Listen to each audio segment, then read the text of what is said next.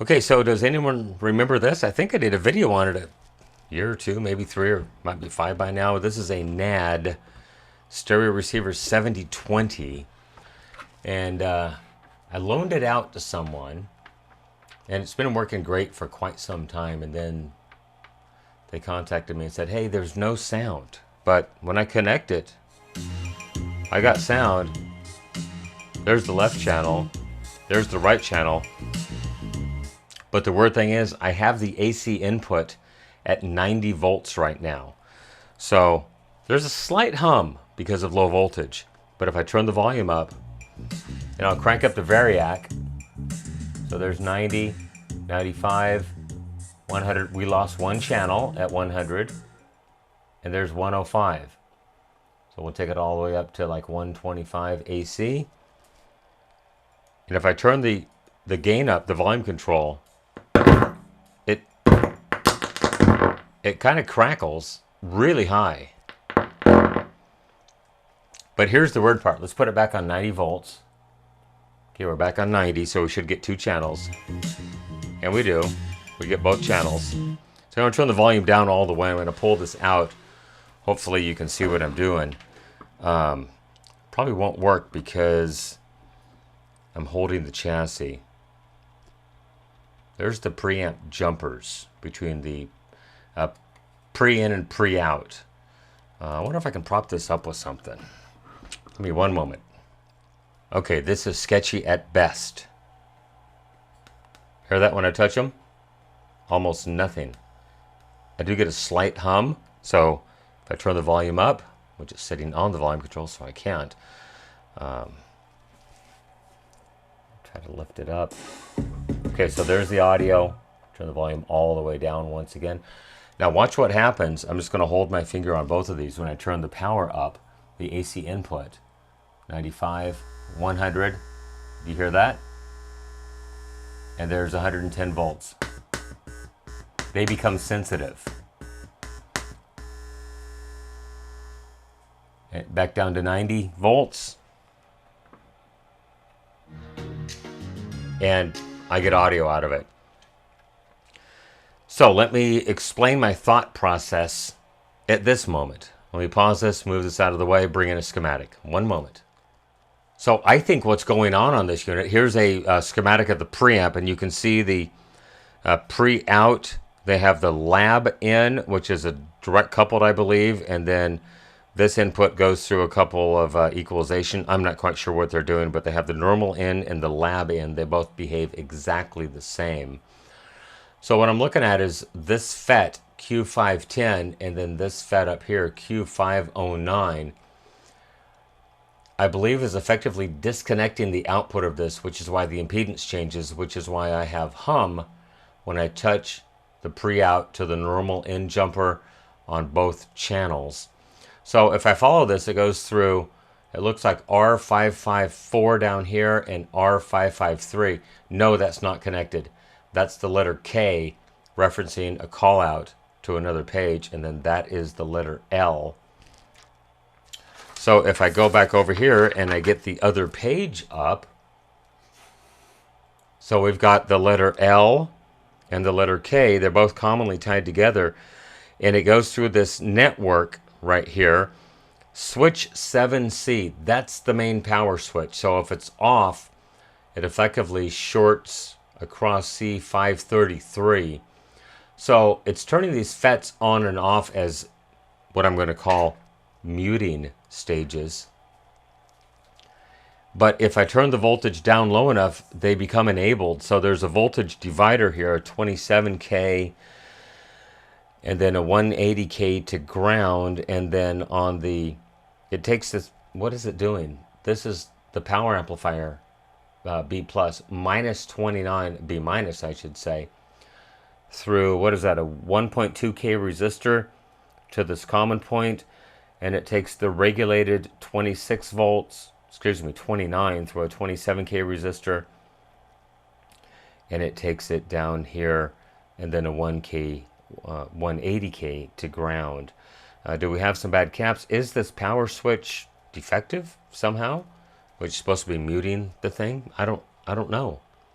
but I'd like to try to find C533 and measure the voltage to ground as I vary the input voltage, the AC input voltage, I should say, and see if I can figure out why is this thing muting at full voltage but not at 90 volts. So let me do some digging. There's no circuit board layout on this thing. It's going to take me a moment, so be patient, please. All right, so down here you can see Q509 and Q510 right there. I'm on the gate of Q510. So let me show you the schematic real quick so you get a reference of where I actually am.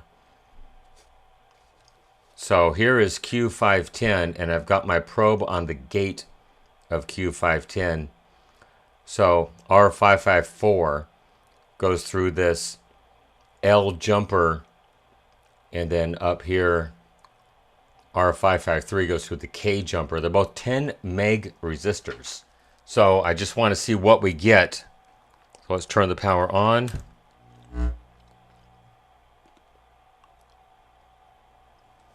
Start my MP3 player. Okay, it is playing.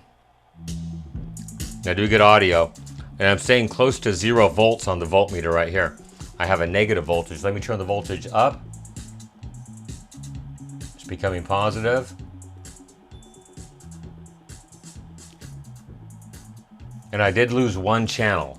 And so I think that's because of the impedance of this meter is pulling it down. Let's go ahead and pull one lead loose. I'll pull the ground lead loose, and we'll lose the other channel completely. Because remember, this is a 10 million or 11 million ohm input, 10 or 11 meg input. So it's actually pulling that voltage down and causing the FET to turn on. And as I remove it, the voltage goes up, the FET turns off.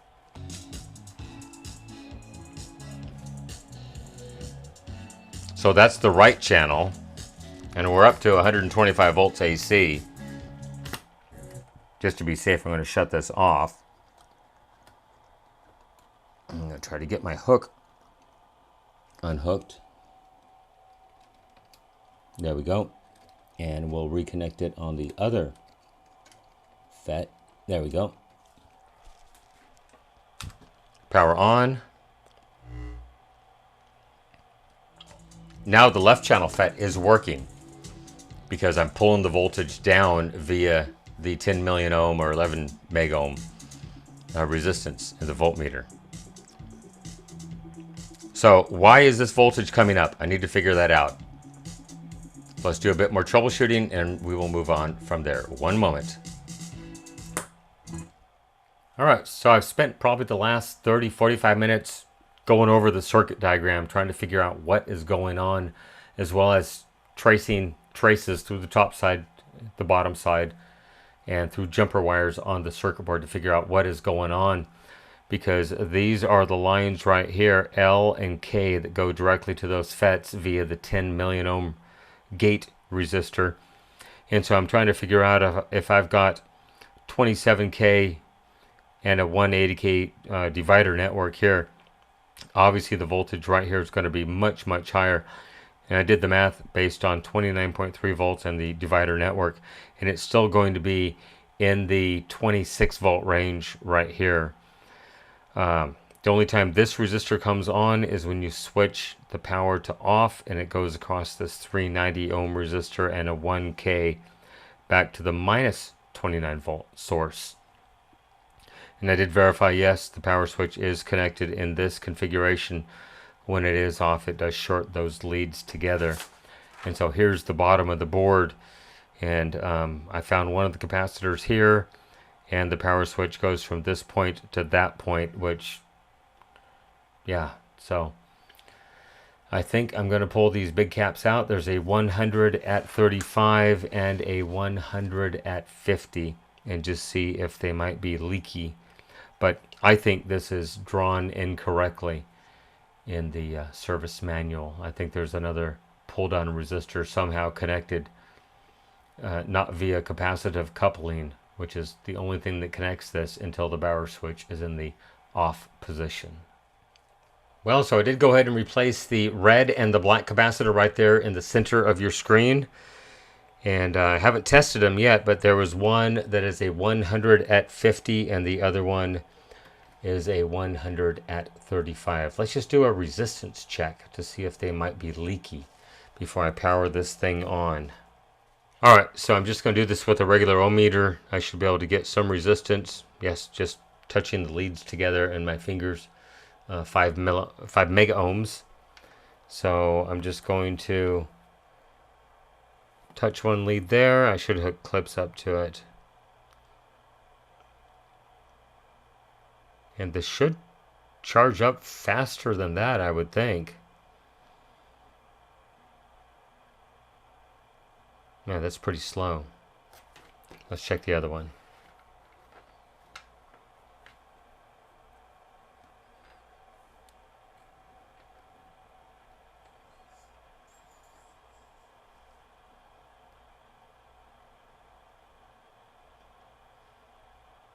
Well, that seems about right.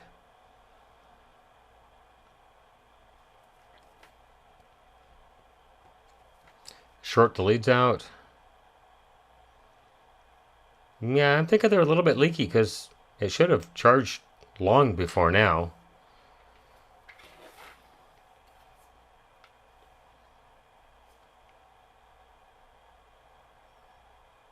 I wonder what the ESR tester has to say about it.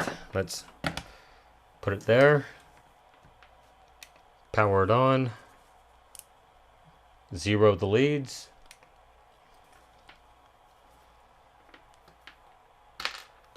And I can actually hold these.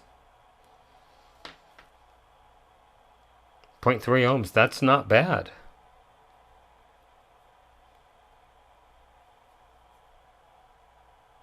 And 1.6 ohms, not too terribly bad, not a home run by any means.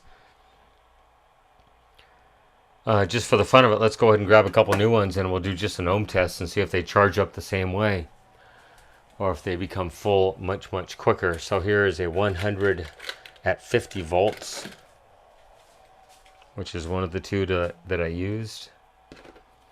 So I'm just going to hold one lead against my finger. The other one will not touch.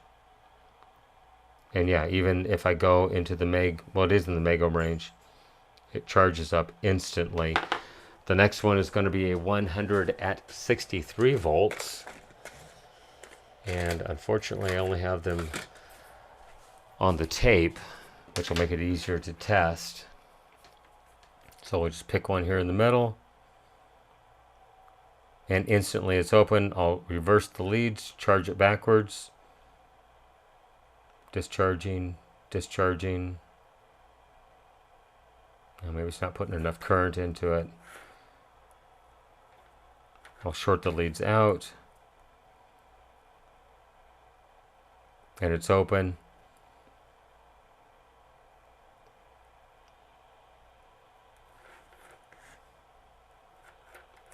Short the leads out. It instantly goes to open. Just to make sure I did not short the leads out on these caps, we'll short them out.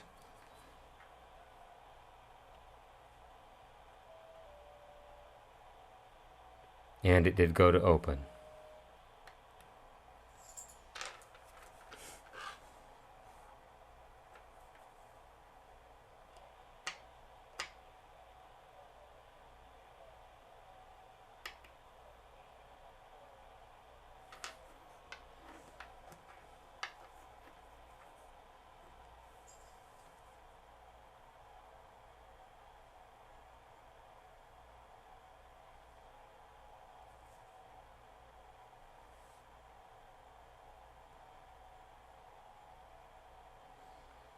And that one is still leaky, 1.4 megs, even after I shorted the leads out. Well, let's go ahead and power this thing on and see if it makes any kind of a difference. One moment. Okay, here we go. Power on. I got the volume up about a quarter of the way. I think it's still tuned to a station.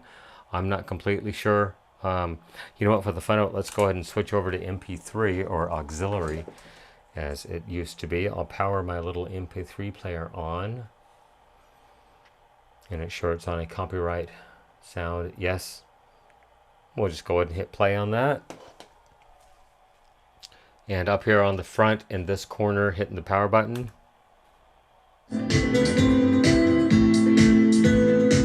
And we have audio. It must have been one of those caps that was leaky. I'm at 125 volts right now. So if I turn this down, when do we lose audio at? 50, 35, 30, 25 volts, 20. There we go. We lost audio at about 10 volts AC input. How is that even possible? Start bringing it up slowly. We're at 10 volts, 15, 20 volts AC, and this thing is producing sound.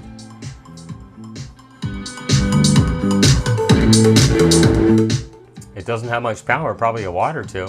That's 20, just over 20 volts, like 22 volts AC. 30, 40, 50, 60, 70, 80, 90, 100, 110, 120. We'll go up all the way, 130, 140, 145. No problems, no cutouts at all. So does the sound stop when I hit the power button? Powering off in 3, 2, 1. And it does a little bit of distortion, but I think that might be normal. Powering on in 3, 2, 1, power. It's working perfectly. One of those caps must have been leaky. Anyhow, that is it. The comeback, I should say, on the NAD7020. Go and leave me a question, a comment, a concern down below, good or bad. I try to respond to the comments when I have time. You can follow me on social media, Facebook, Instagram, Twitter, or X at NorCal715. You can email me, NorCal715videos@gmail.com. As of right now, late September 2024. If you want to contact me, go ahead and leave me a comment on one of the videos. Remember, with your help, we can try to keep these things out of the landfill, out of the recycle bin, and out of the e-waste facility. Everyone, thank you for making it to the end of this, well, weird little video that took way too long and was way too easy just to change 2 caps. I really, really appreciate your views. Thank you so much. Bye-bye.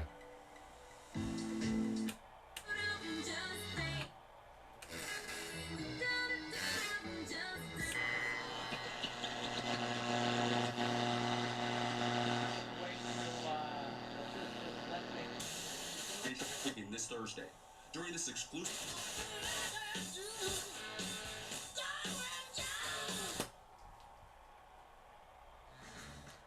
Okay, so I'm sure that inquiring minds will want to know what is the current voltage on those FETs. Let's go ahead and try to push this up just a tad. Maybe I can zoom in just a hair more. Okay, so I'm going to put the negative lead basically on tuner ground, and then this will be the gate of the FET right there, and I have 0.504 volts. Remember, before, this thing was in the 9 and 10 volt range, and those FETs did not like that whatsoever. What about on the other side of the 10 megohm resistor? Wow, is that... Yeah, 20 volts, wow. Okay, well that's certainly interesting. But anyhow, there we go, 20 volts on that side, and then on the gate side, 0.504 volts across that 10 megohm resistor. I don't know, but it's currently working. So there is just the volume at 125 volts, MP3 going in, working fine. Anyhow, I'm going to go ahead and put it back together and reload it back out to another customer that is waiting on a different amplifier repair. Everyone, thank you for making it to the end. Once again, I really appreciate it. Have a super day. Bye-bye.